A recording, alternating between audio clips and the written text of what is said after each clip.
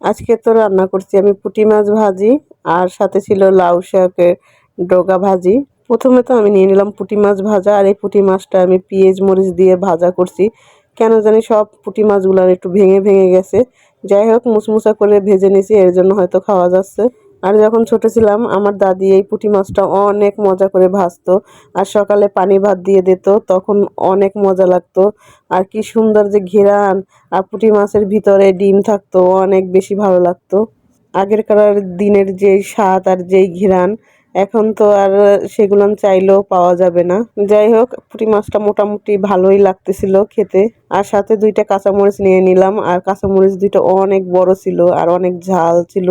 আর কাঁচামরিচটা খেতে অনেক বেশি ভালো লাগে। চালটা একটু পুরানো হয়ে গেছে, এর জন্য চালে কিছু পোকা ছিল।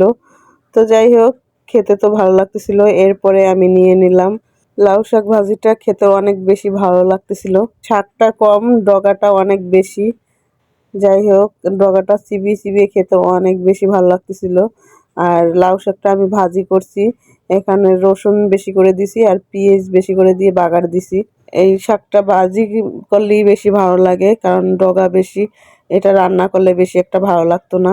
আর খেতে যে এত মজা হয়েছে কি আর বলবো আপনাদের, অনেক বেশি ভালো লাগতেছিল। অন্যান্য শাকের তুলনায় লাউ শাকটা আমার অনেক বেশি ভালো লাগে, কিন্তু লাউ শাক তো কোটায় অনেক ঝামেলা, এর জন্য বেশি একটা খাওয়া হয় না।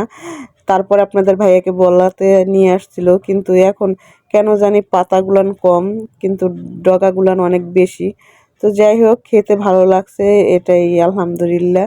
এই ছিল আজকে আমার খাবার। তো সবাই অনেক বেশি ভালো থাকবেন আর আমাদের জন্য দোয়া করবেন। আল্লাহ হাফেজ।